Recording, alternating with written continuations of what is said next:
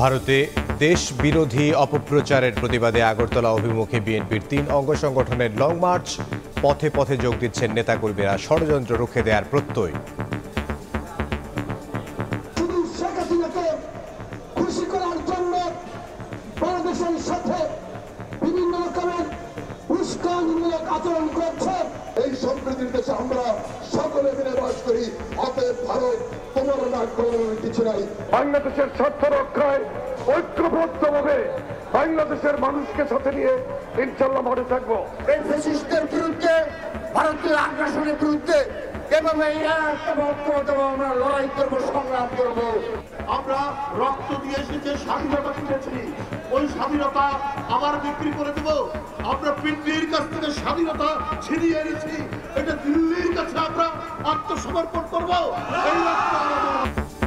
দেশকে অস্থিতিশীল করার অপচেষ্টার বিরুদ্ধে রাজপথে সাবেক পুলিশ সদস্যরা সার্বভৌমত্ব রক্ষায় ঐক্যবদ্ধ থাকার আহ্বান।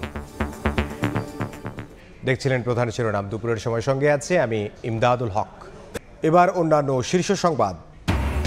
দ্রুত নির্বাচন চায় জামায়াত। আদালতের রায়ে তত্ত্বাবধায়ক ব্যবস্থা পুনর্বহালের আশা সংস্কার কমিশন প্রধানের। সুষ্ঠু ভোটের জন্য জনগণকে সচেতন থাকার আহ্বান উপদেষ্টার।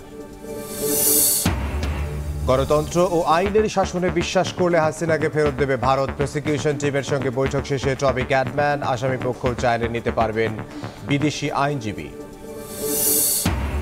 অনিয়ম সবখানেই, তবে পার্বত্য অঞ্চলে একটু বেশি সমতলের সঙ্গে ভেদাভেদ দূর করার আহ্বান প্রধান উপদেষ্টার। আগামী মাসে তারুণ্যের উৎসব।